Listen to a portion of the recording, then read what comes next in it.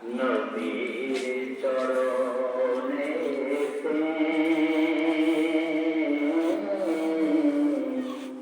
সারা জীবন আমি নবীজিকে হৃদয় মাঝে মনে রাখবো।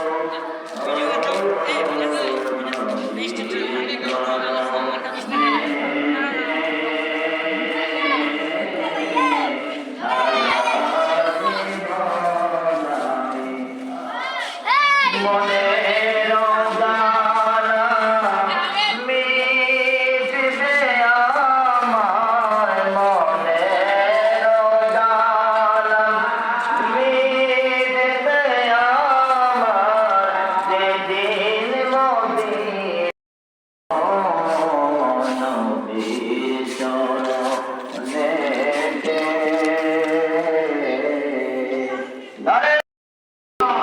নারে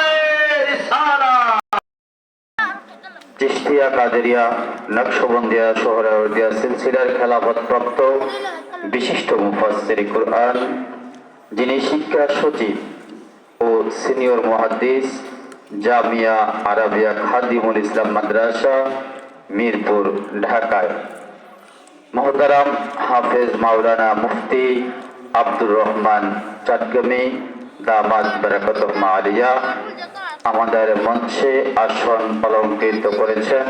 আমরা সবাই বলছি আলহামদুলিল্লাহ। আমরা যারা একটু মুফতি আব্দুর রহিম চাটগামী, তবে আজ আমাদের একটা আব্দুর রহিম চাটগামী দামাত বারাকাতুহু আলিয়া মুহতারামকে আলোচনা উপস্থাপন করার জন্য সুনির্বন্দন অনুরোধ করছি।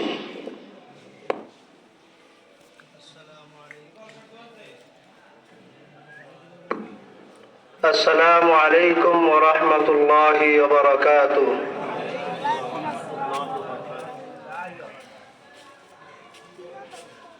আলহামদুলিল্লাহ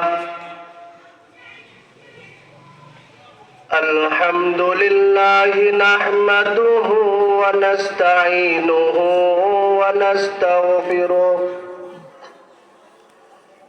ওয়া নু'মিনু বিহি ওয়া নাতাওয়াক্কালু আলাইহি ওয়া নাউযু বিল্লাহি মিন শুরুরি আনফুসিনা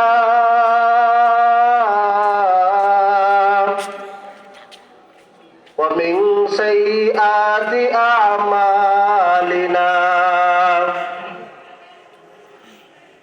من يهده الله فلا مضل له ومن يضلله فلا هادي له ونشهد أن لا إله إلا الله وحده لا شريك له ونشهد أن سيدنا وسندنا ونبينا وشفيعنا وحبيبنا ومولانا محمدا عبده ورسوله أما بعد فأعوذ بالله من الشيطان الرجيم بسم الله الرحمن الرحيم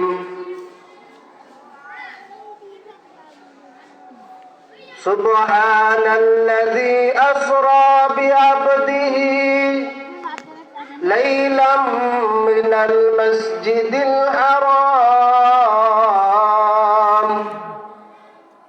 إلى المسجد الأقصى الذي باركنا حوله لنريه من آياتنا إنه هو السميع البصير.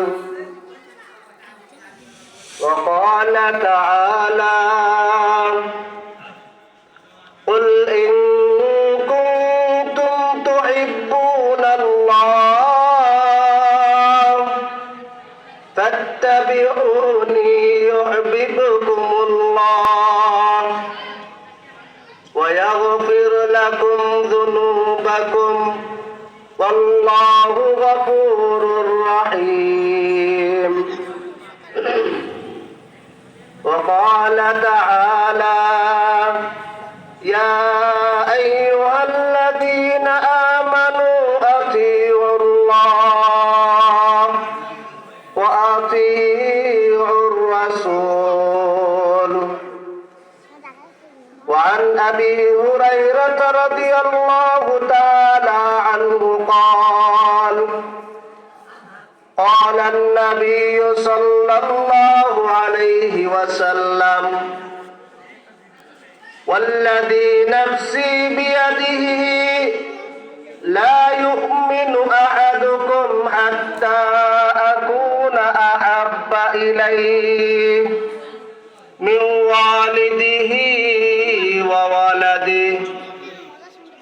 وعن أنس رضي الله تعالى عنه قال قال النبي صلى الله عليه وسلم لا يؤمن أحدكم حتى أكون أحب إليه من والده وولده والناس أجمعين. وقال رسول الله صلى الله عليه وسلم من أحب سنتي فقد أحبني ومن أحبني كان معي في الجنة. صدق الله مولانا العظيم وصدق رسوله النبي الكريم ونحن على ذلك لمن الشاهدين والشاكرين والحمد لله رب العالمين. ما كان محمد أبا أحد من رجالكم ولكن رسول الله وخاتم النبيين وكان الله بكل شيء عليما. إن الله وملائكته يصلون على النبي يا أيها الذين آمنوا صلوا عليه وسلموا تسليما. اللهم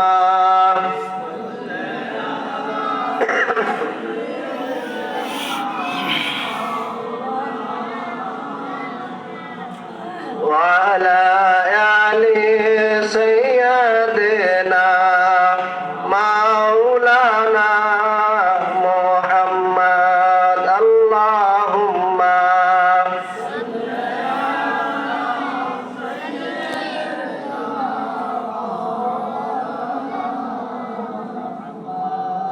وعلى آل سيدنا مولانا बने मेरे मस्कन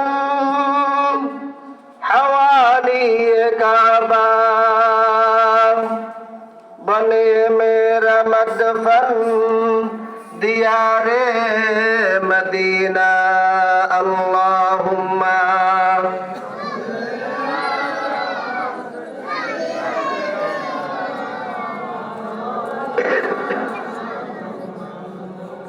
وعلى آل سيدنا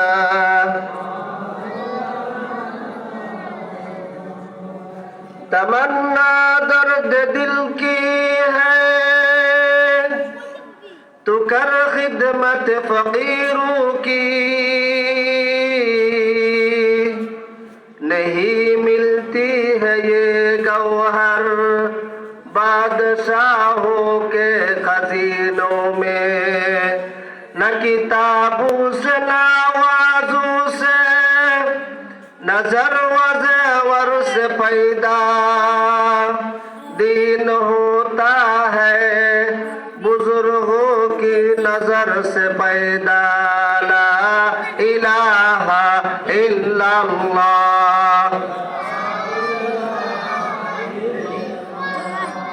ला इलाहा ला इलाहा ला इलाहा ला इलाहा ला इलाहा इल्लल्लाह मुहम्मदुर রাসূলুল্লাহ সাল্লাল্লাহু আলাইহি ওয়াসাল্লাম। আশাবাড়ি কেন্দ্রীয় জামে মসজিদের উদ্যোগে আয়োজিত আজকের এই বার্ষিক ওয়াজ ও দোয়ার মাহফিলের সম্মানিত সভাপতি হযরত মাওলানা মুফতি আব্দুল্লাহ মোহাম্মদ বুরহান সাহেব, প্রধান অতিথি জনাব হাজী জসিমউদ্দিন জসিম সাহেব, কুমিল্লা ৫ আসনের বাংলাদেশ জাতীয়তাবাদী দল মনোনীত সংসদ সদস্য পদপ্রার্থী, বিশেষ অতিথি হিসাবে উপস্থিত আছেন জনাব মোহাম্মদ গোলাম কিবরি অপু ভাই, সিনিয়র যুগ্ম আহ্বায়ক বাংলাদেশ জাতীয়তাবাদী যুব দল ব্রাহ্মণপাড়া উপজেলা কুমিল্লা ঢাকা। উপস্থিত আছেন আজকের প্রধান বক্তা এবং আমাদের সকলের শ্রদ্ধাভাজন প্রিয় ব্যক্তিত্ব, আমাদের মুরব্বী আশাবাড়ি কেন্দ্রীয় জামে মসজিদের সম্মানিত সভাপতি হাজী আব্দুল খালেক সাহেব, এবং আজকে যারা এই মাহফিলের আয়োজন করেছেন যুবক ভাইয়েরা, প্যান্ডেলের নিচে উপস্থিত দূর দূরান্ত থেকে আগত আল্লাহ প্রেমিক, নবী প্রেমিক, ইসলাম প্রেমিক মুরব্বিয়ান আইজাম, পর্দার আড়ালের মা ও বোনেরা এবং সামনে উপবিষ্ট কচিকাঁচা শিশু ভাইয়েরা উপস্থিত রয়েছেন সকলে। আমরা সকলে আল্লাহ পাক রব্বুল আলামিনের শাহী দরবারে শুকরিয়া আদায় করি যে আল্লাহ তাআলা আমাদের সকলকে এই মুবারক মাহফিলের মধ্যে আসার বসার তৌফিক দান করেছেন। অন্তরস্থল থেকে আল্লাহ তাআলার শুকরিয়া আদায় করি আলহামদুলিল্লাহ। আমরা যারা মাহফিলে আসতে পারলাম, এই বরকতময় মাহফিলে আমরা খুশি না বেজার? একটু জোরে করে বলবেন, খুশি না বেজার? বয়ান শুরু করার আগে দুইটা কথা বলি। এই মাহফিলে আসার কারণে 4টা ফায়দা। কয়টা ফায়দা? 1 নম্বর ফায়দা হলো আমরা যতটুকু সময় এই মাহফিলের মধ্যে বসে আছি, আমাদের কারো কাছ থেকে কোনো ধরনের একটা গুনাহ হইতেছে না। 2 নম্বর ফায়দা হলো এই মাহফিলে আসার কারণে যতটুকু সময় আমি উপস্থিত থাকবো, এখানে বসে থাকবো, ততটুকু সময় আমার আমল নামার মধ্যে 2 কাঁধের 2 ফেরেশতা শুধু সওয়াব লিখতেই থাকবে। জোরে করে বলেন, আরেকটু জোরে বলেন। এই যে সুবহানাল্লাহ যে বললেন, আমার নবী, আপনার নবী, পেয়ারা নবী হযরত মুহাম্মদুর রাসূলুল্লাহ সাল্লাল্লাহু আলাইহি ওয়াসাল্লাম হাদিসে পাকের মধ্যে ইরশাদ করেছেন, মুসলিম শরীফের মধ্যে, আবু দাউদ শরীফের মধ্যে হাদিসটা আছে, যখন কোনো ব্যক্তি সুবহানাল্লাহ বলে, সাথে সাথে ওই ব্যক্তির নামে জান্নাতের মধ্যে আল্লাহ তাআলা একটি ফলদার গাছ তৈরি করে দেন। এতে আমাদের ফায়দা না ফায়দা ছাড়া আছে না নাই? আপনি আমি যখন জান্নাতে গিয়ে ঢুকবো তখন আমাদের খাবারের ব্যবস্থা কার পক্ষ থেকে হবে? একটু জোরে করে বলবেন। আপনাদের কষ্ট হইতেছে? হুজুর শীতের মধ্যে বইয়া রয়েছি, কষ্ট তো হইতে আছে, বুঝছি আবার জিগান কেড়ে। 2 নম্বর ফায়দা। 3 নম্বর ফায়দা হলো আমি আপনি যে নবীর মহব্বত নিয়ে, আল্লাহর মহব্বত ভালোবাসা নিয়ে এখানে আসলাম, সেই মহব্বতের কারণে আমার আপনার ঈমানটাকে আল্লাহ তাআলা আরো তাজা করে তুলতেছে। আর 4 নম্বর ফায়দা হলো এখান থেকে যে আলোচনাগুলো হবে কোরআন ও হাদিস থেকে, আল্লাহ পাকের কালাম কোরআনে কারীম থেকে, নবীজি সাল্লাল্লাহু আলাইহি সাল্লামের হাদিসে পাক থেকে, এই কথাগুলোর উপরে যত আলোচনা হোক, যদি একটা আলোচনার উপরে আমল করতে পারি তাহলে আল্লাহ তাআলা কাল কিয়ামতের ময়দানে আমার এবং আপনার জন্য জান্নাতের ফয়সালা করে দিবেন। আমাদের ফায়দা আছে না নাই? সুতরাং যদি শীতের মধ্যে কষ্ট করতেছি, এটা কে দেখতেছেন? একটু জোরে বলবেন, কে দেখতেছেন? তাজকিরাতুর রশিদ কিতাবের মধ্যে কুতুবে ইরশাদ আল্লামা রশিদ আহমদ গঙ্গুহি রহমাতুল্লাহ আলাইহি বর্ণনা করেন, যিনি মুসান্নিফ কিতাবটা লিখেছেন,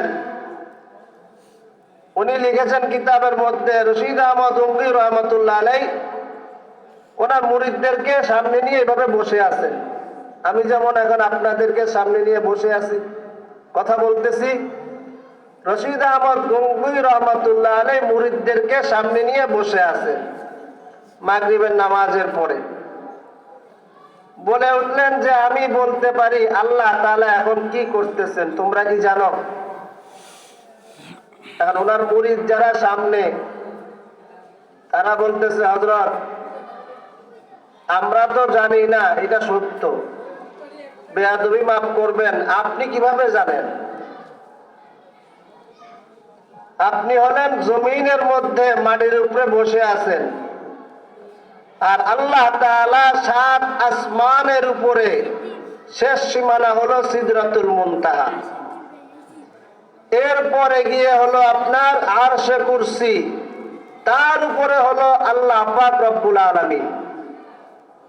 তাহলে আপনি কিভাবে জানেন যে আল্লাহ তাআলা এখন কি করতেছেন? আল্লামা রশিদ আহমদ গঙ্গুহি রহমাতুল্লাহি আলাইহি ওনার মুরিদদেরকে বলতেছেন, আমার আল্লাহ পাক রব্বুল আলামিন আরশে কুরসির উপরে বসে কি করতেছেন আমি বলতে পারি। আল্লাহ তাআলা আমি যেমন তোমাদেরকে সামনে নিয়ে কথা বলতেছি, ঠিক আল্লাহ পাক রব্বুল আলামিন ফেরেশতাদেরকে সামনে নিয়ে বলতেছেন, ও আমার ফেরেশতারা তোমরা দেখো, তোমরা তো আমাকে বলেছিলে আমি যখন দুনিয়ার মধ্যে মানব জাতি সৃষ্টি করতে চেয়েছিলাম, আমাকে বলেছিলেন মানব জাতিকে আপনি সৃষ্টি করেন না, আমরা আপনার তাসবিহ তাহলিল দুরূদ শরীফ বা আপনার পবিত্রতা বর্ণনা করার জন্য যথেষ্ট। কোরআনে কারীমের 5 নম্বর পৃষ্ঠার মধ্যে 1 নম্বর পারার 5 নম্বর পৃষ্ঠা সূরা বাকারার মধ্যে আল্লাহ তাআলা বলেন, وَإِذْ قَالَ رَبُّكَ لِلْمَلَائِكَةِ إِنِّي جَاعِلٌ فِي الْأَرْضِ خَلِيفَةً قَالُوا أَتَجْعَلُ فِيهَا مَن يُفْسِدُ فِيهَا وَيَسْفِكُ الدِّمَاءَ وَنَحْنُ نُسَبِّحُ بِحَمْدِكَ وَنُقَدِّسُ لَكَ قَالَ إِنِّي أَعْلَمُ مَا لَا تَعْلَمُونَ। ফেরেশতারা যখন আল্লাহ তাআলাকে বলেছিল আপনি দুনিয়ার মধ্যে কোন মানব জাতি সৃষ্টি করিয়েন না, এরা দুনিয়ার মধ্যে গিয়ে মারামারি করবে, কাটাকাটি করবে, রক্তপাত করবে, একজন আরেকজনের সাথে হিংসা বিদ্বেষ করবে, আমরাই আপনার পবিত্রতা, আপনার তাসবিহ, আপনার জিকির করার জন্য যথেষ্ট। আল্লাহ পাক কি বললেন? ক্বালা ইন্নী আ'লামু মা লা তা'লামুন। আমি যা জানি ও আমার ফেরেশতারা তোমরা তা জানো না। দেখো দেখো, তাকিয়ে দেখো, দুনিয়ার মধ্যে আমার এক বান্দা, পেয়ারা বান্দা, ওই রশিদ আহমদ তার উম্মত, তার মুরিদদেরকে নিয়ে বসে আছেন। আমি মাওলা পাকের কথা বলতেছেন, নসিহত করতেছেন। আমার হাবিব পেয়ারা নবী হযরত মুহাম্মদুর রাসূলুল্লাহ সাল্লাল্লাহু আলাইহি ওয়াসাল্লামের সুন্নতের আলোচনা করতেছেন। তোমরা সাক্ষী থাকো, ওই মজলিসের মধ্যে যে কয়জন লোক বসা আছে, আমি আল্লাহ তাআলা তাদের জীবনের সমস্ত গুনাহ মাফ করে দিলাম। আমাদের ফায়দা আছে না নাই? সুতরাং কষ্টের কোনো কারণ নাই। কিয়ামতের ময়দানে আমার আপনার আজকের বসাটা জান্নাতে যাওয়ার জন্য যথেষ্ট হয়ে যাবে। এটার প্রমাণ হলো মুকাশাফাতুল কুলুব, একটা কিতাব আছে ইমাম গাজ্জালী রাহমাতুল্লাহ আলাইহির লেখা। ইমাম গাজ্জালী, আমি কিন্তু এখনো বয়ান শুরু করি না, শুধু আপনাদেরকে তৈরি করতেছি। ইমাম গাজ্জালী রাহমাতুল্লাহ আলাইহি কোরআনে কারীমের কয়েকটা আয়াত লিখছেন। এখন তো আমরা অটো কলম দিয়ে লিখি, কালি ভরা থাকে। মুরব্বীরা এখানে যারা আছেন উপস্থিত, তারা বলতে পারবেন আগের জামানায় বাঁশের কুঞ্চি দিয়ে কলম বানানো হতো, কালি নিয়ে নিয়ে লেখা হইতো। হইতো কি হইতো না? ইমাম গাজ্জালী রাহমাতুল্লাহ আলাইহি এই বাঁশের কুঞ্চির কলম দিয়ে কোরআনে কারীমের আয়াত লিখছেন কাগজের মধ্যে। লেখার পরে লিখতে গেলে অনেক ক্ষেত্রে দেখা যায় হাতের মধ্যে কালি লেগে যায়। লাগে কি লাগে না? ইমাম গাজ্জালী রাহমাতুল্লাহ আলাইহি কোরআনে কারীমের আয়াত লিখতে গিয়ে, নবীজি সাল্লাল্লাহু আলাইহি সাল্লামের হাদিস লিখতে গিয়ে কালি লেগে গেছে হাতের মধ্যে। ইমাম গাজ্জালী রাহমাতুল্লাহ আলাইহি কালিটা ধৌত করার জন্য ওয়াশরুমে গেছে, কিন্তু ওয়াশরুমে যাওয়ার পরে তার দিলের ভিতরে একটা কথা বাইজা উঠছে যে যেই কালি দিয়ে কোরআনের আয়াত লেখা হয়েছে, যেই কালি দিয়ে নবীজি সাল্লাল্লাহু আলাইহি সাল্লামের হাদিস লেখা হলো, ওই কালিটা কিভাবে বাথরুমের মধ্যে ফেলা যায়?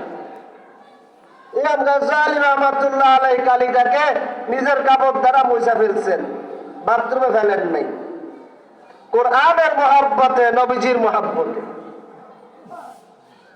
ইমাম গাজ্জালী রাহমাতুল্লাহ আলাইহি দুনিয়া থেকে বিদায় নিয়ে কবরে ঘরে চলে গেছেন।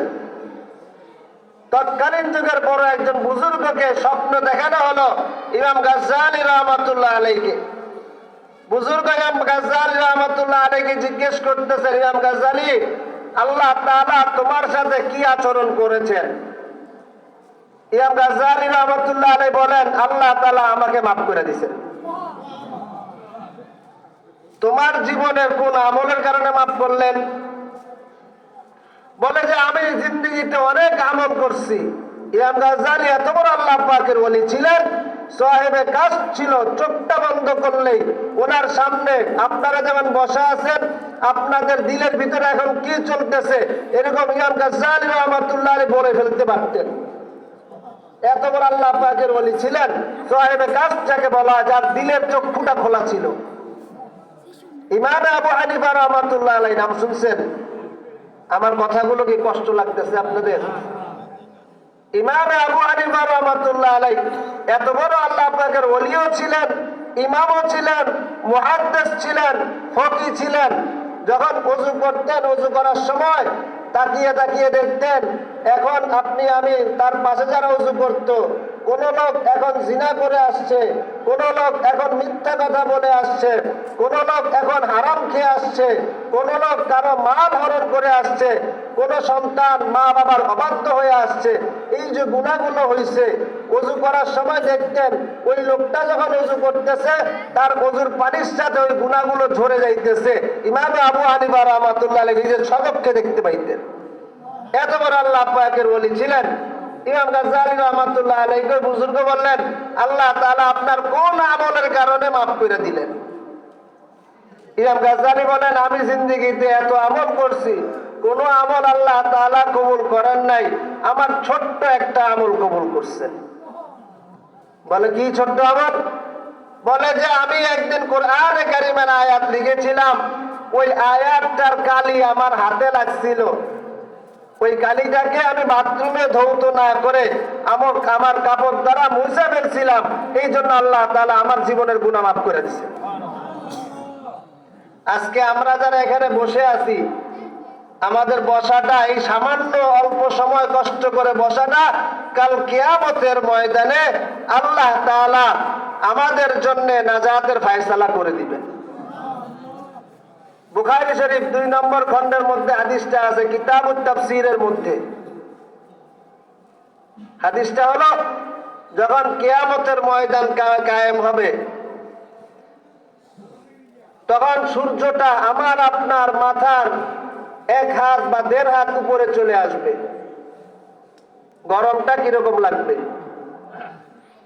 তাফসীরের কিতাবের মধ্যে আছে, তাফসীর উলুল কুরআন, তাফসীর জালালাইন, তাফসীর কবির, তাফসীর ইবনে কাসিরের মধ্যে আছে, বর্তমানে যে সূর্যটা আমাদের দিকে ফিরে আছে, এটা হলো সূর্যের পিছনের সাইড, একটা মুখ, আর সূর্যের সামনের সাইডে মুখ হলো 3টা। এই 3 মুখওয়ালা সামনের সাইডের সূর্যটা যখন আমাদের মাথার 1 হাত 1.5 হাত উপরে হবে, তখন হালত কি হবে? সাধারণ এখন গরম সহ্য করতে পারি না, এত উপরে 500 বছরের রাস্তা, কোন কোন জায়গাতে আছে আরো দূরের রাস্তা, দূরে সূর্যটা, তার গরম সহ্য করতে না পেরে আমরা এসি লাগাই ঘরের ভিতরে, লাগাই কি লাগাই না? এসি লাগাই। কিয়ামতের দিন যখন সূর্যটা কায়েম হবে, 3 মুখওয়ালা সামনের মুখ নিয়ে আমাদের সামনে মাথার উপরে চলে আসবে, তখন এই গরম কিভাবে সহ্য করব? তখন সমস্ত নবীর উম্মতেরা দৌড়াদৌড়ি ছুটাছুটি শুরু করে দিবে। কার কাছে যাবে? আল্লাহ তাআলা এখনো কেন ফয়সালা করতেছেন না?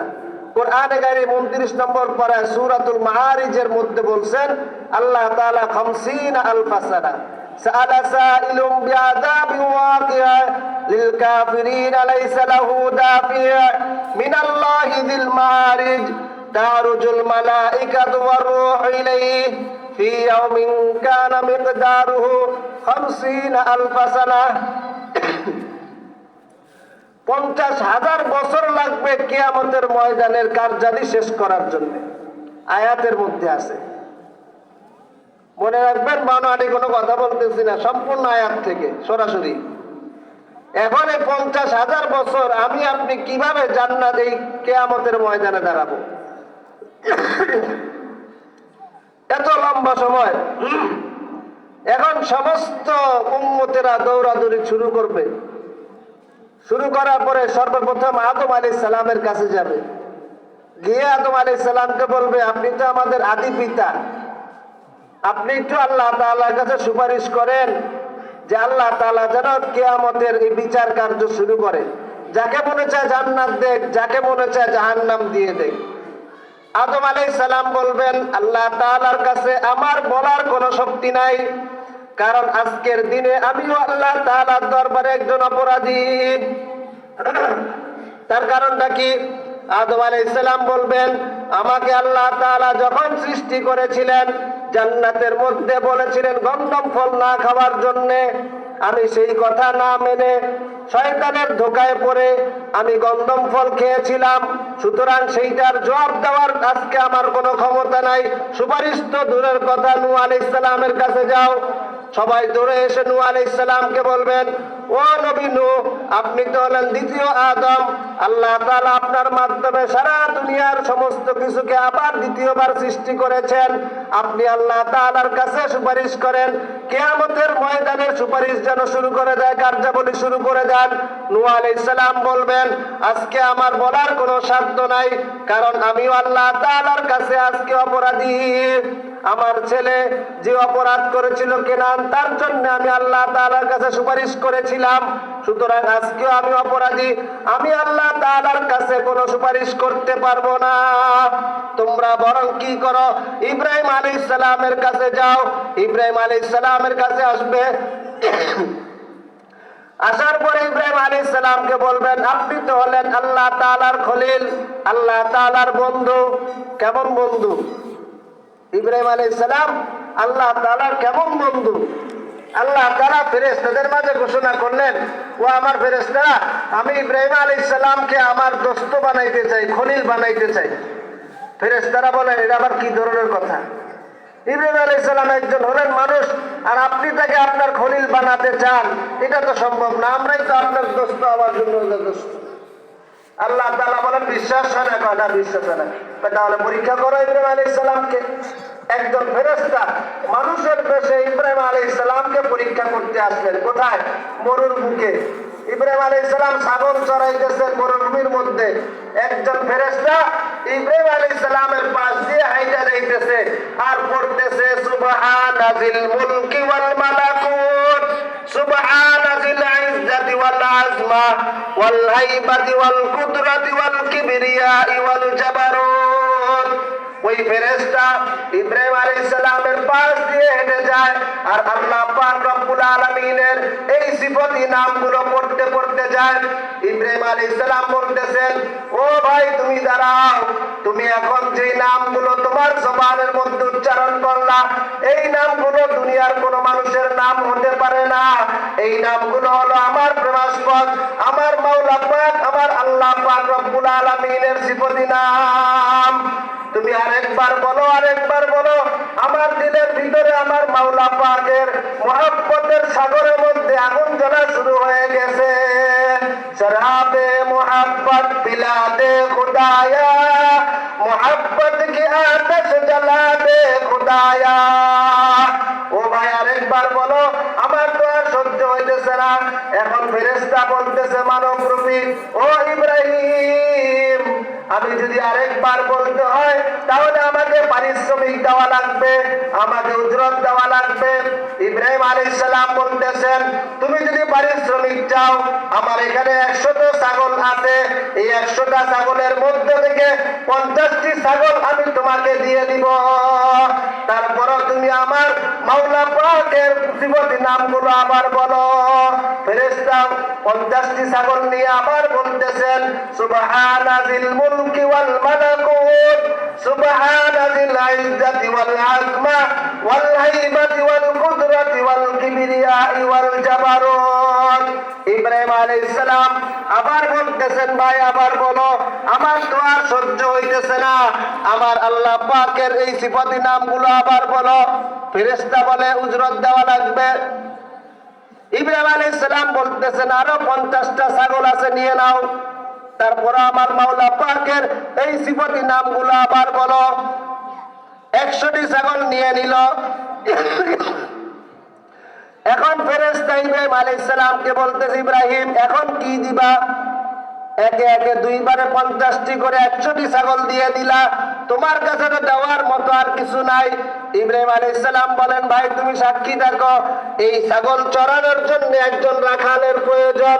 আমি ইব্রাহিম তোমার কাছে ওয়াদা করতেছি, যতদিন এই ছাগলগুলো থাকবে আমি ততদিন এই ছাগলগুলো রাখালের দায়িত্ব পালন করব। এখন ফেরেশতা বলতেছে, থামো ইব্রাহিম, আর লাগবে না, পরীক্ষায় পাস। বলে তুমি কে? এখন ফেরেশতা বলতেছে, আমি কোনো মানুষ না, আমি একজন ফেরেশতা, মানুষের আকৃতিতে তোমাকে একটা পরীক্ষা করার জন্য আসছি। আল্লাহ তাআলা ফেরেশতাদের মাঝে তোমাকে দোস্ত বানানোর ঘোষণা দিলেন, এই পরীক্ষাটা করার জন্য তুমি আসলে আল্লাহ তাআলার বন্ধু হওয়ার জন্য যোগ্য কিনা। তুমি পরীক্ষা পাস করছো, তোমার ছাগল তোমার কাছে রাখো, লাগবে না। এত বড় ব্যক্তি ছিলেন ইব্রাহিম আলাইহিস সালাম। কিয়ামতের ময়দানে উম্মতেরা আসবে, ইব্রাহিম আলাইহিস সালামকে বলবে, আপনি একটু আল্লাহর কাছে সুপারিশ করেন, আমরা সহ্য করতে পারতেছি না, আল্লাহ তাআলা যেন বিচার কার্য শুরু করে দেয়। ইব্রাহিম আলাইহিস সালাম বলেন, ভাই আমার দ্বারা সম্ভব না, আমি আজকে অপরাধী। কেন? আমার পিতা কাফের মুশরিক মূর্তি পূজা করত, তার জন্য আমি আল্লাহ তাআলার কাছে সুপারিশ করছিলাম। একটা ফিকার মাসালা বলি মাঝখান দিয়ে, যে একজন নবীর জন্য, কোন রাসূলের জন্য 1 লক্ষ বা 2,24,000 যে পয়গম্বর আল্লাহ তাআলা দুনিয়াতে পাঠাইছিলেন, কোন নবীর জন্য, কোন রাসূলের জন্য, কোন কাফেরের জন্য বা কোন মুশরিকের জন্য হোক, নিজের স্ত্রী, নিজের মা, নিজের বাবা, নিজের সন্তান, কারো জন্য সুপারিশ করা জায়েজ ছিল না। প্রত্যেক নবীর জন্য এটা নিষেধ ছিল। ইব্রাহিম আলাইহিস সালাম বলবেন, আমি আজকে অপরাধী, আমার বাবা আজরের জন্য আমি আল্লাহর কাছে সুপারিশ করছিলাম। ইব্রাহিম আলাইহিস সালাম বলবেন, আমি পারবো না, মূসা আলাইহিস সালামের কাছে যাও। মুসা কালিমুল্লাহ, আল্লাহ তাআলা যার সাথে কথা বলছেন তুর পাহাড়ে। এখন মুসা আলাইহিস সালামের কাছে আসবেন। মুসা আলাইহিস সালামের কাছে এসে বলবেন, মুসা আপনি আল্লাহ তাআলার কাছে সুপারিশ করেন, আজকে কিয়ামতের ময়দানের বিচার কার্য আল্লাহ তাআলা যেন তাড়াতাড়ি শেষ করে ফেলেন, আমাদের আর সহ্য হইতেছে না। মুসা আলাইহিস সালাম বলবেন, ভাই আমারও আজকে কিছু করার নাই, আমি আজকে অপরাধী। কারণ হলো আমি বনি ইসরাইলের একটা লোককে একটা থাপ্পড় দিয়ে মেরে ফেলেছিলাম, ওই বান্দাটা আল্লাহ তাআলার বান্দা ছিল, সুতরাং আমিও আজকে আল্লাহ তাআলার দরবারে অপরাধী। বরং আমার কাছে না এসে ঈসা আলাইহিস সালামের কাছে যাও, যাকে বলা হয় ঈসা রূহুল্লাহ। ঈসা আলাইহিস সালামের কাছে আসবে। ঈসা আলাইহিস সালাম বলবেন, ভাই আমিও আজকে অপরাধী, কারণ আমার উম্মত আমার ইবাদত করেছিল। খ্রিস্টানরা কয় খোদা মানে জানেন? খ্রিস্টানরা খোদা মানে কয়টা জানেননি? তিনটা। কয়টা? এক নম্বর মাঝখানেরটা হলো আল্লাহ, এইটা হলো মরিয়ম, 3 নম্বর হলো ঈসা। বলেন নাউজুবিল্লাহ। কয় খোদা মানে? 3 খোদা। এটা মাথায় রাখবেন সারা জিন্দেগি। কোরআনে কারীমের মধ্যে আছে, হাদিসে পাকের মধ্যে আছে। ঈসা আলাইহিস সালাম বলবেন, আমার উম্মতেরা আমার ইবাদত করছে, আমি আজকে অপরাধী। নবী হয়ে উম্মত আমার ইবাদত করে, ইবাদত হবে শুধুমাত্র আল্লাহ তাআলার। আমাদের নবী, পেয়ারা নবী হযরত মুহাম্মদুর রাসূলুল্লাহ, সাইয়্যিদুল মুরসালিন, খাতামুন নবিয়্যিন, খাতামুল আম্বিয়া, আরো যত কিছু বলেন উনি বলে গেছেন, হাদিসে পাকের মধ্যে আছে, লা তাত্তাখিযুল কুবুর মাসাজিদ, কবরকে সিজদার জায়গা বানিও না। ইয়া আইয়ুহাল্লাযীনা আমানু লা তুশরিক বিল্লাহ, আল্লাহ তাআলার সাথে কাউকে শরীক করিও না। সিজদার মালিক হলেন একমাত্র কে? আল্লাহ। সিজদার মালিক একমাত্র কে? আল্লাহ পাক হলেন সিজদার মালিক একমাত্র।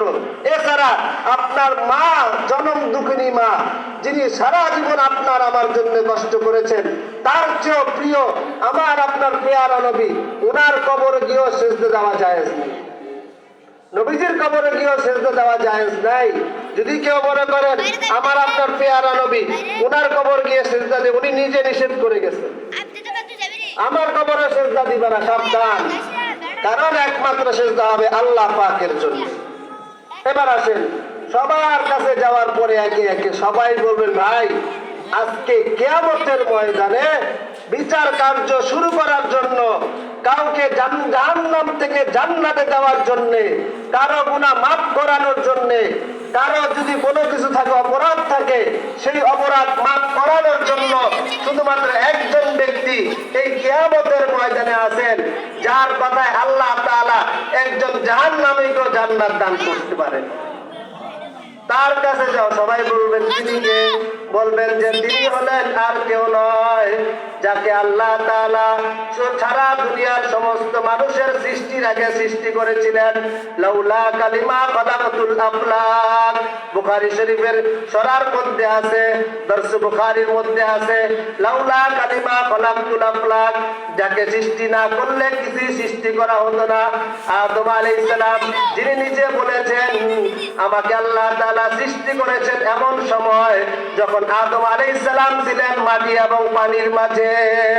সেই পেয়ারা নবীর কাছে যাও, হযরত মুহাম্মদুর রাসূলুল্লাহ সাল্লাল্লাহু আলাইহি ওয়াসাল্লামের কাছে যাও। ওনার কাছে গেলে সমস্ত ধরনের সব কিছুর সমাধান তুমি পেয়ে যাবে। এখন সমস্ত নবীর উম্মতেরা দৌড়ে এসে বলবে, ইয়া রাসূলুল্লাহ, ইয়া হাবিবাল্লাহ, আজকে আপনি আমাদেরকে বাঁচান। নবীজি বলবেন, কি হয়েছে?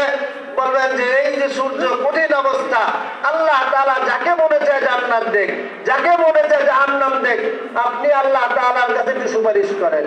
সাথে সাথে আমার আপনার পেয়ারা নবী কিয়ামতের ময়দানে সিজদার মধ্যে পড়ে যাবেন। মানামুত তাফসীর, বুখারী শরীফ 2 নম্বর খণ্ড, দলিল মনে রাখবেন। কিতাবুত তাফসীরের হাদিস, স্পষ্ট হাদিসটা বাংলা ভাষায় বলতেছি, আরবি বলতে গেলে সময় লাগবে। নবীজি সাল্লাল্লাহু আলাইহি সাল্লাম সিজদায় পড়ে যাবেন। পড়ে গিয়ে 2 চোখের পানি ছেড়ে দিয়ে বলবেন, ইয়া উম্মতি, ইয়া উম্মতি। আমার আপনার পেয়ারা নবী, যিনি দুনিয়াতে থাকতে শুধু উম্মত উম্মত করেছেন, কিয়ামতের ময়দানেও শুধু উম্মত উম্মত করবেন। যিনি দুনিয়াতে থাকতেও নিজের সংসারের খবর রাখেন নাই, নিজের সন্তানদের স্ত্রীদের খবর রাখেন নাই, রাখছেন বলতে কোন রকম জরুরত পুরা হওয়া আরাম আয়েশের জিন্দিগি নেন নাই। আল্লাহু আকবার। কোন আরাম আয়েশ, অট্টালিকা, বিল্ডিং, টাকা পয়সা, মোরগ পোলাও বলেন, গোড়া খাসি বলেন, যত ধরনের ভালো খাবার সব ত্যাগ করছেন শুধু উম্মতদের জন্য। নবীজি সাল্লাল্লাহু আলাইহি ওয়াসাল্লাম যখন নাকি মৃত্যু সজ্জায় ইন্তেকাল করবেন, দুনিয়া থেকে চলে যাবেন, তখন নবীজি সাল্লাল্লাহু আলাইহি ওয়াসাল্লামের দুই পাশের মধ্যে দুইজন ব্যক্তি, ডান পাশে হযরত ফাতেমা রাদিয়াল্লাহু তাআলা আনহা, বাম পাশে আম্মা জান আয়েশা রাদিয়াল্লাহু তাআলা আনহা। নবীজির ডান পাশে মা হযরত ফাতেমা রাদিয়াল্লাহু তাআলা আনহা কাঁদতেছেন, বাম পাশে হযরত আয়েশা রাদিয়াল্লাহু তাআলা আনহা কাঁদতেছেন। হযরত ফাতেমা রাদিয়াল্লাহু তাআলা আনহা কাঁদতেছেন, আজকে আমি এতিম হয়ে যাব, বাবা হারা হয়ে যাব। হযরত আম্মা জান আয়েশা রাদিয়াল্লাহু তাআলা আনহা কান্নাকাটি করতেছেন, আজকে আমি বিধবা হয়ে যাব, স্বামী হারা হয়ে যাব। ঠিক ওই মুহূর্তে দরজার মধ্যে আজরাইল আলাইহিস সালাম এসে হাজির। আসসালাতু আসসালামু আলাইকা ইয়া রাসূলুল্লাহ, আসসালাতু আসসালামু আলাইকা ইয়া হাবিবাল্লাহ। কোথায়? দরজায় আয়েশা দাঁড়ায়া বলবেন, এই সালাম দিবেন নবীজিকে। হযরত ফাতেমা রাদিয়াল্লাহু তাআলা আনহা দেখে চিনে ফেলবেন, এটা তো আজরাইল, ঢোকা নিষেধ। হযরত ফাতেমা রাদিয়াল্লাহু তাআলা আনহা বলে উঠলেন, আজরাইল এই ঘরের মধ্যে আজকে ঢোকা নিষেধ। আম্মা জান আয়েশা রাদিয়াল্লাহু তাআলা আনহা কাঁদতেছেন। আজরাইল বলতেছেন, ইয়া রাসূলুল্লাহ, ইয়া হাবিবাল্লাহ, আমি হলাম মউতের ফেরেশতা। আপনি পর্যন্ত আদম আলাইহিস সালাম থেকে নিয়ে এখন পর্যন্ত যত আম্বিয়া আলাইহিস সালাম রাসূলরা দুনিয়ার মধ্যে আসছেন, কোন রাসূলের কাছে, কোন নবীর কাছে আমি আজরাইল যাওয়ার জন্য অনুমতি লাগে নাই। একমাত্র আপনি হলেন শ্রেষ্ঠ নবী, যার কাছে আসার জন্য আমি আজরাইলের অনুমতির প্রয়োজন আছে। হযরত ফাতেমা রাদিয়াল্লাহু তাআলা আনহা বলতেছেন, তুমি আসতে পারবে না। এইদিকে নবীজি সাল্লাল্লাহু আলাইহি সাল্লামের দু চোখ দিয়ে পানি বের হয়ে গেছে। আমার আপনার পেয়ারা নবীর চোখ দিয়ে পানি বের হইতেছে আর কান্নাকাটি করতেছেন। হযরত ফাতেমা কাঁদতেছেন বাবা হারানোর জন্য, আম্মা জান আয়েশা কাঁদতেছেন স্বামী হারানোর জন্য। আমার আপনার পেয়ারা নবী কান্নাকাটি করতেছেন। আজরাইলকে বললেন, আজরাইল তুমি যাও, আগে আমার আল্লাহ তাআলার সাথে দেখা করে আসো। আমার আল্লাহ তাআলা আমার সাথে একটা ওয়াদা করেছিলেন, আমি আজকে দুনিয়া থেকে চলে যাচ্ছি, আমার সেই ওয়াদাটার কি হবে? আমার আল্লাহ আমাকে ওয়াদা করেছিলেন, আমি যতদিন দুনিয়ার বুকে থাকবো ততদিন আল্লাহ তাআলা আমার উম্মতদেরকে কোনো আযাব দিবেন না। আজরাইল বলতেছেন, ঠিক আছে, আমি আল্লাহ তাআলার সাথে কথা বলে আসি। এই দিক দিয়ে আজরাইল আলাইহিস সালাম রওনা করলেন আল্লাহর সাথে দেখা করার জন্য। ওই দিক দিয়ে আল্লাহ তাআলা দুইটা riwayat আছে। একটা riwayat হলো হযরত জিবরাইল আলাইহিস সালামকে হুকুম করছেন, আরেকটা riwayat হলো হযরত ইসরাফিল আলাইহিস সালাম হযরত মিকাইল আলাইহিস সালামকে বললেন, আমার ফেরেশতারা যাও, আমার হাবিবের কষ্ট হইতেছে, আজরাইলকে গিয়ে বলো আমার হাবিব আজকে দুনিয়া থেকে বিদায় নিচ্ছে, আমি তার সাথে যে ওয়াদা করেছিলাম তিনি যতদিন দুনিয়ার বুকে থাকবেন ততদিন তার উম্মতদেরকে কোনো আযাব দিব না। আজকে উনি দুনিয়া থেকে বিদায় নিয়ে চলে যাবে, আমার হাবিবকে এই সুসংবাদটা শুনিয়ে দাও। আজকের পর থেকে আমার হাবিবের উম্মতদের দায়িত্ব আমি স্বয়ং আল্লাহ তাআলা নিজের হাতে নিয়ে নিলাম। এখন আজরাইল আলাইহিস সালাম চলে আসছেন দুনিয়াতে, নবীজি থাকতে বলছেন, ইয়া উম্মতি ইয়া উম্মতি। কাল কিয়ামতের ময়দানে নবীজি সাল্লাল্লাহু আলাইহি সাল্লাম সিজদায় পড়ে যাবেন, কান্নাকাটি শুরু করবেন সিজদায় পড়ে। এখন আল্লাহ তাআলা বলবেন, ও আমার হাবিব, আপনার চেহারাটা উঠান, মাথাটা উঠান। বলে যে না, উঠাবো না। আল্লাহ তাআলা আবার বলবেন, আপনার মাথাটা উঠান। বলবেন যে না, উঠাবো না। তৃতীয়বার আল্লাহ পাক বলবেন, আপনি আজকে যা চান সেইটাই আমি আল্লাহ তাআলা আজকে মঞ্জুর করে দিব। এরপর আপনার মাথাটা উঠান।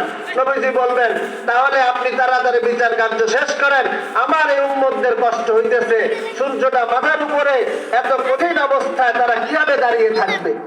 আল্লাহ তাআলা নবীজি সাল্লাল্লাহু আলাইহি সাল্লামকে বলবেন, ঠিক আছে, বিচার কার্য শুরু এখন থেকে হয়ে গেল, আগে আপনি দেখেন কাকে কাকে পছন্দ হয় আপনার জন্য, আপনি কাকে কাকে নিয়ে জান্নাতে যেতে চান, চেহারাগুলো দেখেন, দেখে দেখে যাকে মনে চায় একে নিয়ে জান্নাতে চলে যান। এটা হলো আরেক হাদিস। এখন এখান থেকে শুরু হলো আরেকটা হাদিস। এই হাদিসটা আছে হলো তিরমিজি শরীফ 2 নম্বর খণ্ডের মধ্যে হাদিসটা আছে। যাই হোক, লম্বা আলোচনা। যে কথাটা বলতেছিলাম যে আল্লাহ পাক রব্বুল আলামিন নবীজি সাল্লাল্লাহু আলাইহি সাল্লাম কিয়ামতের ময়দানে আমাদের জন্য কান্নাকাটি করবেন। দুনিয়াতেও কাঁদছেন, কিয়ামতের ময়দানেও কাঁদবেন। আরেকটা মাসালা আজকে হল করে দিয়ে যে আপনাদেরকে, মাসালাটা হলো একটা প্রশ্ন অনেকেই করে, অনেক বক্তা ভাইয়েরা হয়তো বা বলে বা বলে না, আপনাদের জানার দরকার আছে না নাই? আপনারা শুনতে চান কি চান না? এবার আপনাদের কাছে বলি, আমাদের নবীজি মদিনা শরীফের মধ্যে উনি যেখানে শায়িত আছেন, জীবিত না মৃত? জোরে করে বলেন, জীবিত না মৃত? এই কথাটা মনে রাখবেন, আমাদের নবীজি মদিনা শরীফের মধ্যে যে আছেন জীবিত আছেন। বাবু হায়াতুন নবী সাল্লাল্লাহু আলাইহি ওয়াসাল্লাম এরকম একটা কিতাবের মধ্যে, বুখারী শরীফ অন্যান্য কিতাবের মধ্যে একটা অধ্যায় আছে, একটা বাব কায়েম করা আছে, একটা শিরোনাম দেওয়া আছে যে নবীজি সাল্লাল্লাহু আলাইহি সাল্লাম ওনার কবরের মধ্যে উনি জীবিত আছেন। সুতরাং আমরা বেশি বেশি যারা দুরূদ শরীফ পাঠ করব, হাদিসে পাকের মধ্যে আছে কোন বান্দা যদি দুরূদ পাঠ করে নবী সাল্লাল্লাহু আলাইহি সাল্লামের উপরে, আল্লাহ পাকের রহমতের ফেরেশতারা সাথে সাথে ওই ব্যক্তির নাম নিয়ে ওই দুরূদটা নবীজির দরবারে পৌঁছে যায়। এই জন্য মেরে ভাই দোস্ত বুজুর্গ, বেশি বেশি দুরূদ শরীফের আমল করবেন। পারবেন কি পারবেন না? এবার আমার সাথে একটা ওয়াদা করতে হবে আপনাদের। আগে বলেন, কারা কারা নবীজিকে দেখতে চান? হাত উঠান। আমরা কে কে আমাদের নবীজিকে দেখতে চাই? নামান, হাত নামান। সম্ভব কি সম্ভব না? সম্ভব কি সম্ভব না? অনেকের মনে প্রশ্ন হলো, ব্যাপার কি, নবীজিরে আবার কেমনে দেখবো? উনি তো কবরের মধ্যে আছে, ওখানের মধ্যে শায়িত আছে, কিন্তু আমি দেখবো কেমনে? দেখা সম্ভব কি সম্ভব না? আমি আপনি দেখতে হলে আমাদেরকে নবীজির রঙে রঙিন করতে হবে। বুঝেননি আমার কথা? বুঝেননি? যেমন ধরেন উদাহরণস্বরূপ, সামনে রমজানের মাস আসতেছে, রোজার ঈদ আসতেছে, সবাই কাপড় চোপড় কিনবে, বিশেষ করে মা বোনেরা কাপড় কিনবে সেট মিলায়া, সেট মিলিয়ে কাপড় কিনে। বুঝেননি? আরো সহজে বুঝে দিই, একজন যখন বিয়ে করতে যায়, বিবাহ করতে চান একটা ছেলে, এখানে যুবক ছেলেরা যারা আছে, শীতকাল যাইতেছে গা, যাকে যুবক ছেলে মেয়েদের বাবারা এখানে উপস্থিত আছেন, পর্দার আড়ালের মারা আমার কথা শুনতেছেন, শীতকাল চলে যাচ্ছে, যাদের সন্তানরা প্রাপ্ত বয়স্ক হয়েছে, মোটামুটি বুঝে ভালো, তাদেরকে বিবাহ করায় দেন। মাঝখান দিয়ে আবার কি বললেন?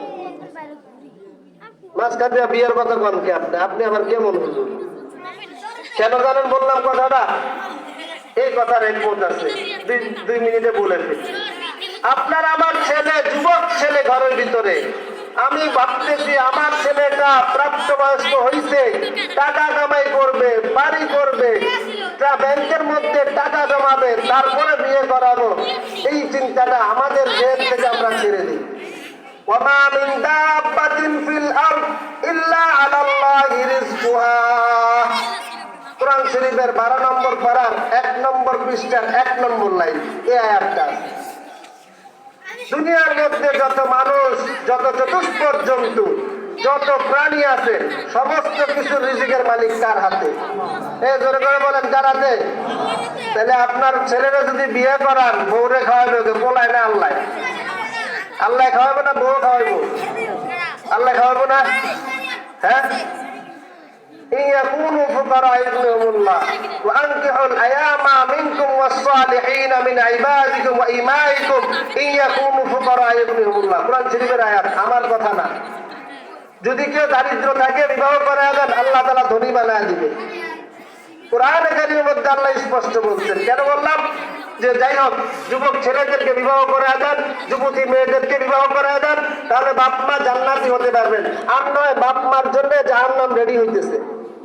আপনার যুবক ছেলে যদি কোনো গুনাহের কাজে লিপ্ত হয় বিবাহ না করার কারণে, আপনার যুবতী মেয়ে যদি কোনো গুনাহের কাজের মধ্যে লিপ্ত হয়, তাহলে এই গুনাহের ভাগীদার মা বাবাকে নিতে হবে। এখন আপনি চিন্তা করেন আপনি জান্নাতে যাবেন না জাহান্নামে যাবেন। আমার কথা মাইন্ড করেন না, মুরব্বীরা উপস্থিত আছেন, মাইন্ড করেন না আমার কথা, সহি কথা বলতেছি। যদি জাহান্নামে যেতে চান ছেলেকে বসায় রাখেন, মেয়েকে বসায় রাখেন, বিয়ে দিয়েন না। টাকা পয়সার আশা করেন, দুনিয়া ভোগ বিলাসের আশা করেন, তারপরে বিবাহ করেন। আর যদি জান্নাতের আশা করেন তাহলে সন্তানকে গুনার কাছ থেকে বাঁচান, মেয়েকে গুনাহের কাছ থেকে বাঁচান, তাহলে আপনার জন্য আল্লাহ তাআলা জান্নাত রেডি করে রেখে দিবেন। এই নতুন জওয়ান যুবক মেয়ে ছেলেরা বিয়ে করাইবেন, বউর জন্য বিয়ের শাড়ি কিনতে বলি, হবে না? হবে নি? কারণ বিয়ের শাড়ি কিনতে গেলে নতুন বউর কাছে জিজ্ঞাসা হয় শাড়ির ব্লাউজের কালার কি, চুড়ি কিনবো কোন কালারের, তারপর ওড়নাটা হবে কোন কালারের, বা তুমি বোরকা কিনবা বোরকাটাও ম্যাচিং করে, জুতাটা কোন কালার, বলে কি বলে না? নেল পালিশ, লিপস্টিক, আরো কি কি আছে, হলুদ মরিচ কি কি আছে, এগুলো কিনতে হইব, বলে কি বলে না? এই যে এক রঙের মিলে যে করে কেন, বউটাকে যেন সুন্দর লাগে, ঠিক কি ঠিক না? বউটাকে যেন সুন্দর লাগে এই জন্য ম্যাচিং করে সব কিনতে হয়। সুতরাং আপনি আমি যদি কাল কিয়ামতের ময়দানে নবীজির হাতে হাউজে কাউসারে পানি পান করতে চাই, তাহলে নবীজির রঙে রঙিন করতে হবে নিজেদেরকে। সেটা হলো নিজেদের জীবনটাকে নবীজির সুন্নত দ্বারা পরিপূর্ণ করতে হবে। যাদের দাড়ি নেই দাড়িটা রেখে সুন্নত আদায় করেন, যারা নামাজ পড়েন না সুন্নত অনুযায়ী তারা সুন্নত অনুযায়ী নামাজ পড়েন, যারা স্ত্রীকে পর্দা বসিদা রাখেন না স্ত্রীকে পর্দা বসিদার মধ্যে রাখেন। পর্দা করা ফরজ, পর্দা করা নফল না, পর্দা করা সুন্নত না, পর্দা করা হলো ফরজ। 22 নম্বর পারার 1 নম্বর পৃষ্ঠার মধ্যে স্পষ্ট আল্লাহ তাআলা বলে দিচ্ছেন। 21 নম্বর পারা শেষ 20 নম্বর পৃষ্ঠায় আল্লাহ তাআলা বলা শুরু করছেন। 22 নম্বর পারা 1 নম্বর পৃষ্ঠায় বলছেন, 5 নম্বর পৃষ্ঠার মধ্যে পর্দা সম্পর্কে বিস্তারিত আলোচনা করেছেন। আব্দুল্লাহ ইবনে মাসউদ রাদিয়াল্লাহু তাআলা আনহু নবীজি সাল্লাল্লাহু আলাইহি সাল্লামের অনেক বড় সাহাবী, যাকে রাইসুল মুফাক্কিহিন, যত ফকিহ ফিকহবিদ আছে দুনিয়ার মধ্যে সমস্ত ফিকহবিদদের নেতা যাকে বলা হয়, তিনি হলেন আব্দুল্লাহ ইবনে মাসউদ রাদিয়াল্লাহু তাআলা আনহু। এই আব্দুল্লাহ ইবনে মাসউদ রাদিয়াল্লাহু তাআলা আনহু উনি বর্ণনা করেন, হাদিসে পাকের মধ্যে আছে যে একজন নারী সর্বোচ্চ গেলে তার একটা চোখ খোলা থাকবে। উনি এত কঠিন ছিলেন পর্দার ব্যাপারে। আর আমরা আজকাল আমাদের মেয়ে ছেলেদেরকে ছেড়ে দিছি রাস্তাঘাটে, স্ত্রীদেরকে পরিচয় করা দিই, আসা আমার দোস্ত আসছে পরিচয় হও, এই বলি কি বলি না?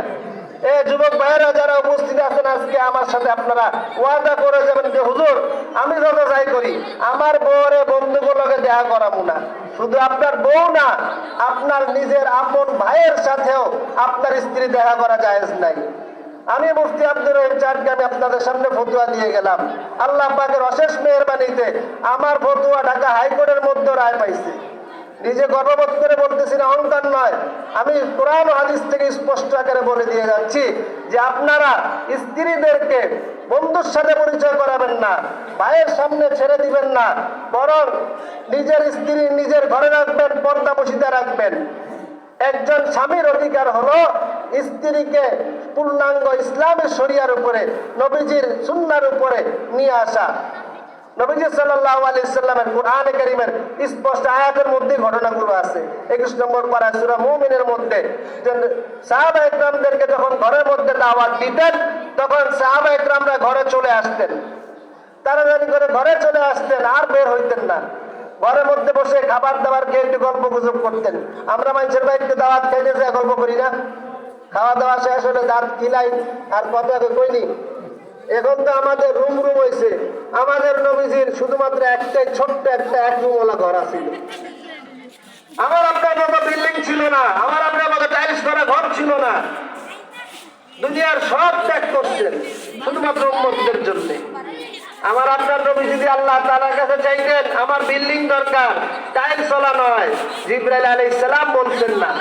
মক্কার কাফেরদেরকে যখন এক কালিমার দাওয়াত দিতেছিলেন, মুসলিম শরীফের কিতাবুল ঈমানের হাদিস, বুখারী শরীফ 1 নম্বর খণ্ডের কিতাবুল ঈমানের হাদিস, মক্কার কাফেরদেরকে যখন এক কালিমার দাওয়াত দিতেছিলেন, কাফেররা এসে বলছেন মুহাম্মদ ইবনে আব্দুল্লাহ, আব্দুল্লাহর বেটা মুহাম্মদ, শোনো, তোমার যদি স্বর্ণ দিয়ে বাড়ি দরকার, স্বর্ণ দিয়ে বাড়ি বানা দিব।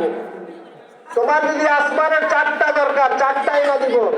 এই মক্কার সবচেয়ে সুন্দর রমণী দরকার, তাও সিরিয়াল ধরা দিব। এক কালিমার দাওয়াত দিও না, লা ইলাহা ইল্লাল্লাহর দাওয়াত আমাদেরকে দিও না।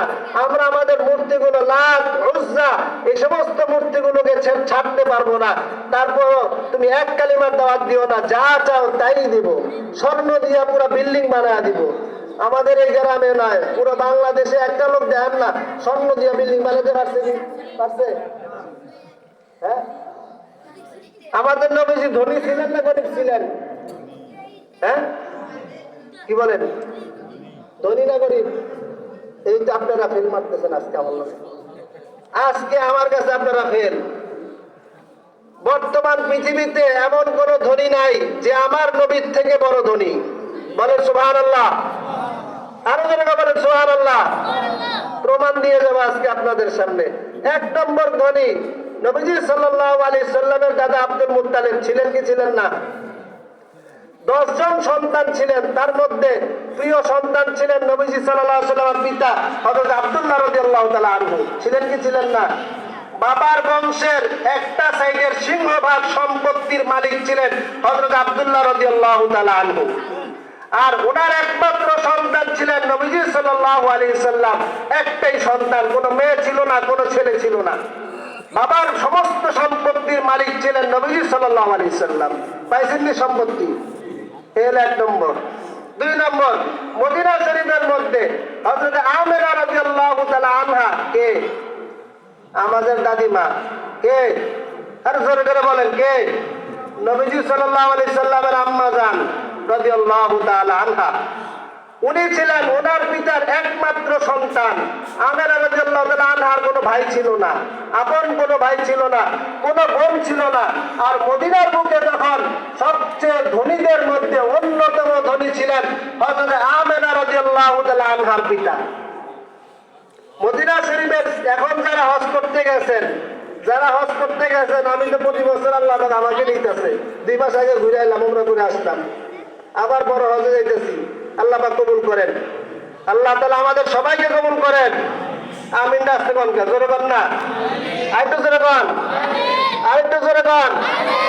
এই একটু তাজা হয়েছে। মদিনার নবীজি সাল্লাল্লাহু আলাইহি ওয়াসাল্লাম মুহাব্বত দিলের মধ্যে মনে নাই? আছে না নাই? দেখি কত জোরে কইতে পারেন, বলেন আমিন। এই এখন আরেকটু তাজা হয়েছে। আমেনা রাদিয়াল্লাহু তাআলা আনহার পিতা ছিলেন অনেক বড় ধনী। এখন মদিনা শরীফে গেলে মদিনা শরীফটা সহ আশেপাশের যত মার্কাজিয়া বলা হয় এলাকাটাকে, যেটা রেসিডেন্সিয়াল এলাকা, বাংলাদেশের সবচেয়ে দামি এলাকা হলো ধানমন্ডি, বনানী, গুলশান, বসুন্ধরা। এইগুলো থেকে আরো দামি এলাকা হলো মার্কাজিয়া মদিনা শরীফের। মদিনা শরীফের চারপাশে যে বিল্ডিং গুলো দেখা যায়, এটাকে বলা একটা সীমানা ধরে মার্কাজিয়া। পুরা এই যা কিছু দেখা যায় 1 থেকে 2 কিলোমিটার, কোন কোন বর্ণনা আছে 7 কিলোমিটার পর্যন্ত সম্পদের মালিক ছিলেন। উহুদ পাহাড় যতটুকু দেখা যায় অতটুকু পর্যন্ত সম্পদের মালিক ছিলেন আমেনা রাদিয়াল্লাহু তাআলা আনহার পিতা।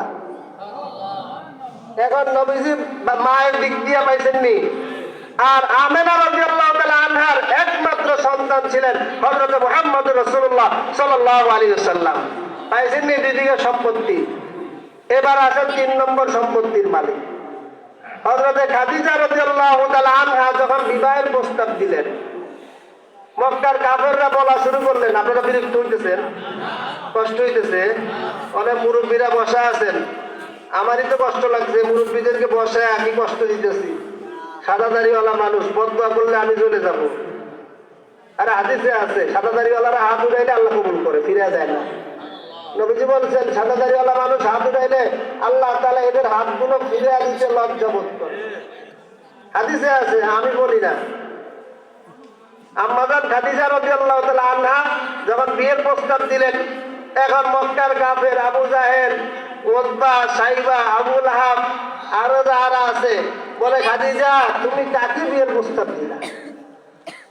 তুমি কারে বিয়ের প্রস্তাব দিলা? এর কি আছে? কি করবো? খাওয়াই যেতে পারবো না তোমারে। খাদিজা ঠিক আছে, এখন আম্মাজান খাদিজা রাদিয়াল্লাহু তাআলা আনহা একদিন ওনার বাড়িতে মেহমানদারি ব্যবস্থা করছেন, সুযোগ করে দাওয়াত দিয়েছেন সবাইকে, যে অমুক তারিখে আমার বাড়িতে আপনাদের সবার দাওয়াত, আসবেন। ঠিক আছে, সবাই খাওয়ার জন্য আসছে। এখন বৈশা রয়েছে, খাবার দাবার দিচ্ছেন না, হাত ধোয়াইতেছেন না। সবাই বলতেছে ব্যাপার কি, খাদিজা খাবার নিয়ে আসো। ওদিকে খাদিজা রাদিয়াল্লাহু তাআলা আনহা আম্মাজান নবীজি সাল্লাল্লাহু আলাইহি সাল্লামকে বললেন, আপনি আজকে একটু ধৈর্য ধরেন, আপনি ভিতরে বসে থাকবেন, কোনো কথা বলবেন না, যা জবাব দেওয়ার আমি দিব। আপনি কিছু বলেন না, রাগ উঠলে একটু ধৈর্য ধরে রাখেন, আমি কি বলি তারপর আপনি বললেন। খাদিজা রাদিয়াল্লাহু তাআলা আনহা সামনে গেলেন, বলেন যে আজকে আপনাদের সামনে কে কে আবু জাহেল, উতবা সেনা বড় বড় কাফেররা এসে হাজির, দাওয়াত দিছে, দাওয়াত খেতে আসছে। বলেন যে খাদিজা রাদিয়াল্লাহু তাআলা আনহা বলতেছেন, খাবার আসার পূর্বে আগে আমার প্রায় 4টা প্রশ্নের উত্তর দিতে হবে। কয়টা? আচ্ছা বলো তো, এই মক্কার বুকে, সারা বিশ্বের মধ্যে, এই পুরো আরব বিশ্বের মধ্যে মক্কার বুকে সম্ভ্রান্ত ফ্যামিলি, সবচেয়ে উচ্চ বংশের লোককে? বলে যে আব্দুল মুত্তালিবের বংশ। আব্দুল মুত্তালিব বংশের সন্তানকে? বলে মুহাম্মদ। তাহলে আমি যে মুহাম্মদকে বিয়ের প্রস্তাব দিলাম, ঠিক করছি না বেঠিক করছি? আর জবাব নেই। সবচেয়ে উঁচু বংশের সন্তানকে আমি নির্বাচন করছি বিয়ের জন্য। আপনারা করেননি? আজকাল আমরা নির্বাচন করি কার টাকা বেশি আছে, উচ্চ বংশ দেখে নির্বাচন করি না। আমাদের মুরব্বীরা যারা আগে ছিলেন, এরা উচ্চ বংশ দেখে কি করতেন? নির্বাচন করতেন ভালো বংশের মেয়েকে, ঠিক না? যাই হোক, আজকে আমাদের প্রধান বক্তা চলে আসছেন। আমি 3টা কথা। 2 নম্বর, আমাদের খাদিজা বলতেছেন যে সবচেয়ে সুন্দর সুদর্শন পুরুষকে মক্কার বুকে? বলে যে মুহাম্মদ। সবচেয়ে বিশ্বাসী পুরুষটাকে মক্কার বুকে? বলে যে আমি হিসেবে মুহাম্মদ।